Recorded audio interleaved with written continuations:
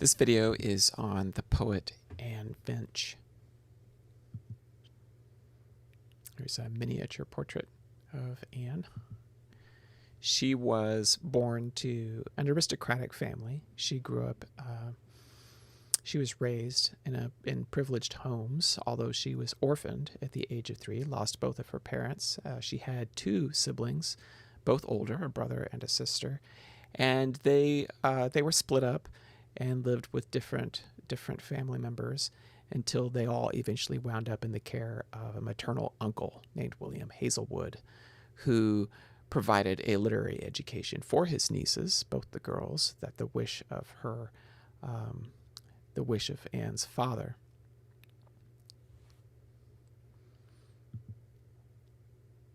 From 1682 to 86, during this period, she is employed as maid of honor to Mary of Modena. So she is in the royal household at this point at St. James's Palace.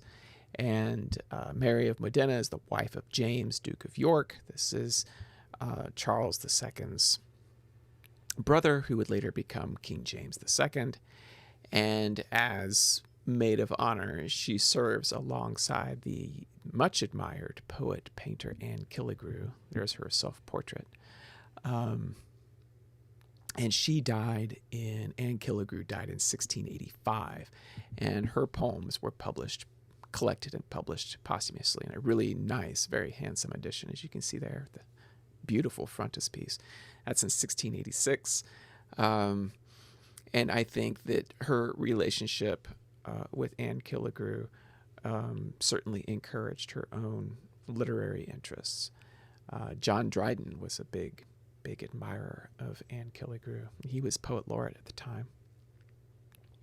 In the royal household, she's introduced to another employee, another servant of the Duke of York named Finch, and they would fall in love. She would marry him in 1684, and during this period, she is composing court poetry.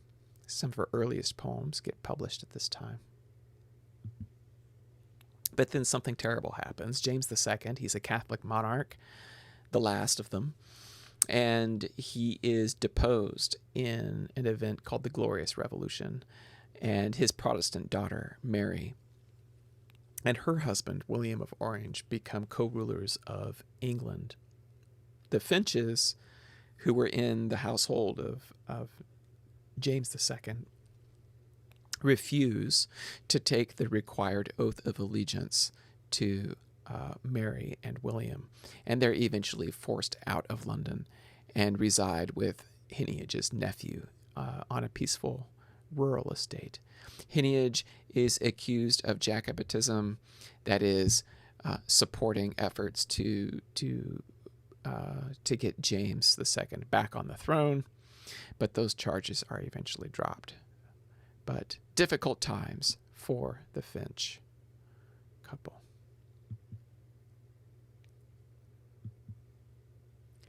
In 1702, 1703, William III dies. Mary had died in the 1690s of smallpox. So with William III and Mary both dead, another daughter of James II, also Protestant, Queen Anne, takes the throne. And during this period, there is a compilation of Finch's manuscript poems under the pseudonym Ardelia. And these poems had all been circulated or published from around 1690 to 1701. In 1703, there's a big event. I'm mentioning it because she writes a poem about it called The Great Storm of 1703. Many people died. Very, very destructive storm. The worst that had ever been recorded, in fact, at the time. 1708, the Finches are back in London. More poems appear now that she's in London. These poems are being published in prominent publications like Jacob Tonson's Miscellanies. Jacob Tonson, remember, published Pope's poetry, and Richard Steele's Tatler. So she is making a name for herself as a poet during this period. In 1712, Heneage Finch inherits the title Count of Winchelsea, making Anne a countess, but he is denied a seat in the House of Lords for refusing to swear allegiance to Queen Anne. Many of their social circle continued to support James II's son, James III, who was living in France at the time. And there were many different groups who were plotting to overthrow the Hanoverian government over the years and reinstate the Stuart monarch on the throne.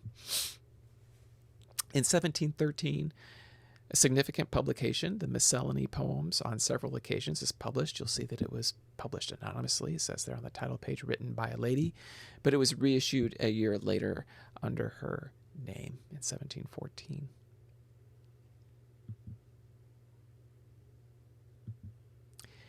In 1714, Anne dies, and George I succeeds. He is the first of the Hanoverian kings.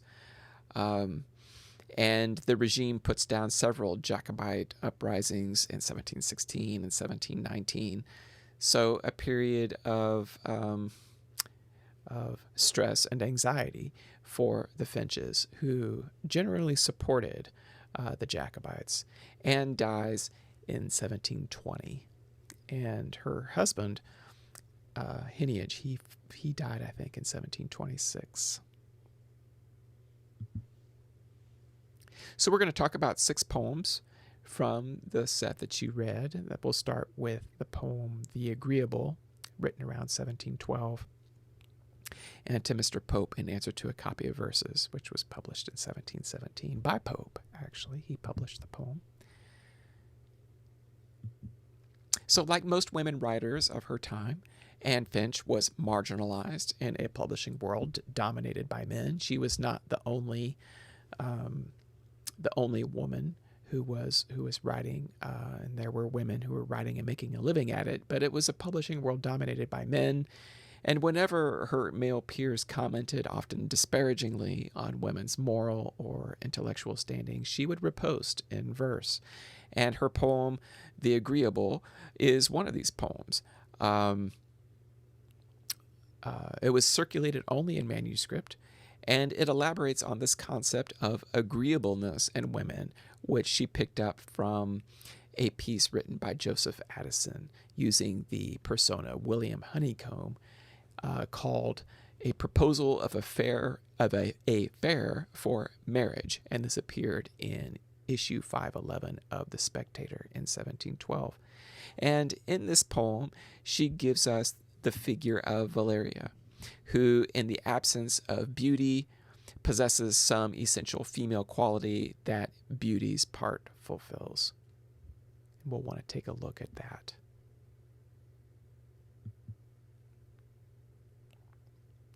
Not surprisingly, one of her riposts was a response to Pope. Unlike Anne Ingram, Anne Finch did not live long enough to see Pope's epistle to a lady. Nevertheless, she bantered with Pope over his treatment of women writers in The Rape of the Lock, specifically in the Cave of Spleen episode, where he describes women writers as hysteric scribblers. And then he wrote back to her, and after reading his flattering response to her critique, she replied with the poem to Mr. Pope. And Pope himself published this in 1717, although he couldn't resist editing out some of the gruesome lines in the poem, which was pretty characteristic of Pope's editorial practice. He did this to Shakespeare as well. So some questions to consider as we're reading these 2 poems. What qualities distinguish Valeria from conventional society beauties? And how do Ingram's and Finch's responses to Pope's remarks on women differ from Mary Wortley Montagu's approach? Now, Anne Ingram, of course, is actually responding to the Epistle to a Lady, whereas Anne Finch is not. But they're both responding to Pope. And how does their approach to Pope differ from Mary Wortley Montagu's?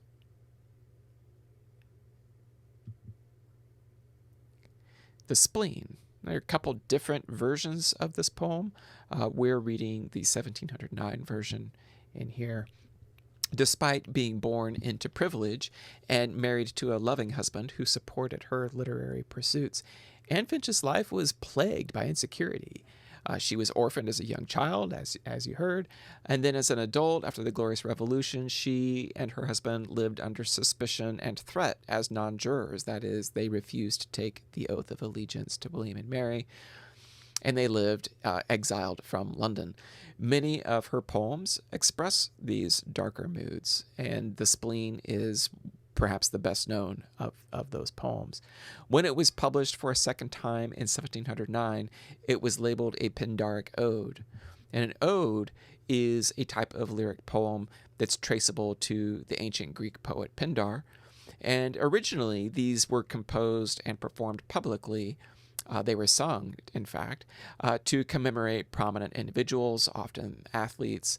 But by the 18th century, the form had evolved into a more private meditation. It could be on people, but often it was on places, objects, or even ideas.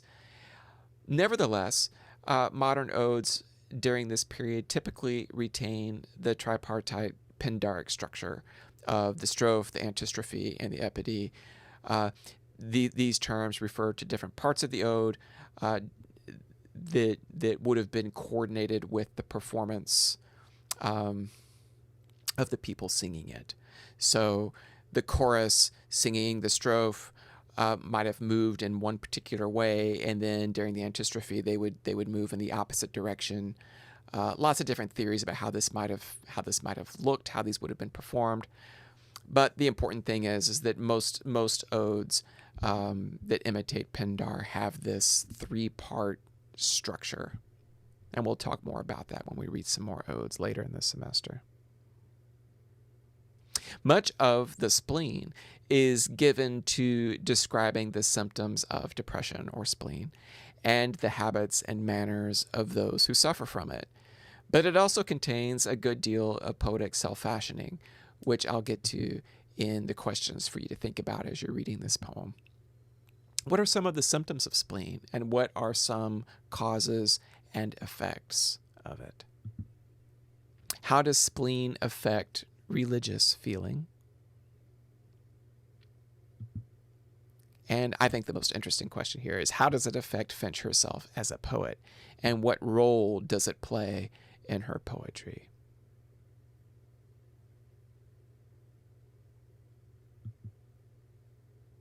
The Hurricane.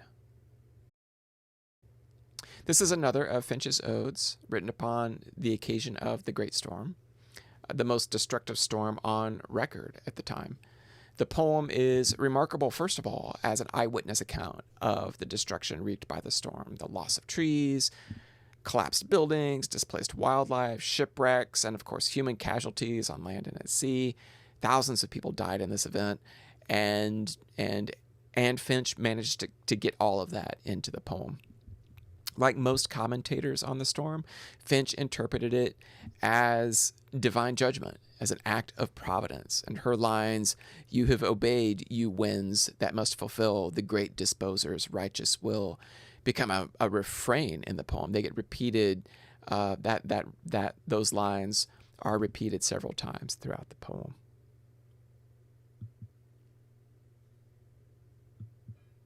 If the storm is the act of an angry God, then what exactly is God angry about, according to Anne Finch? What are Finch's political motivations and societal concerns? And finally, do you see echoes of Pope's essay on man, which of course was published much later, but they do have some things in common. Keep an eye out for that as you're reading, particularly when it comes to providence, divine providence.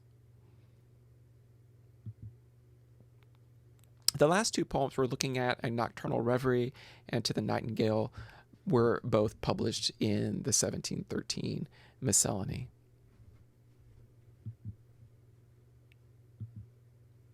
A Nocturnal Reverie and To the Nightingale are remarkable for their time, not just as nature poems, but also for the way Finch expresses a kind of sympathy between the solitary poet and the natural world. William Wordsworth, at the end of the century, found these poems, particularly A Nocturnal Reverie, quite remarkable. And the poem To the Nightingale reads really interestingly alongside Keats's Ode to a Nightingale. To the Nightingale was likely written during her political exile in the country, while A Nocturnal Reverie dates to the period after her return to London in 1708. And I think the themes of A Nocturnal Reverie make that pretty clear. Some questions to consider is, what does the natural world offer the poet in both poems? And in the poem To the Nightingale, what does the poem say about the nature of poetic composition?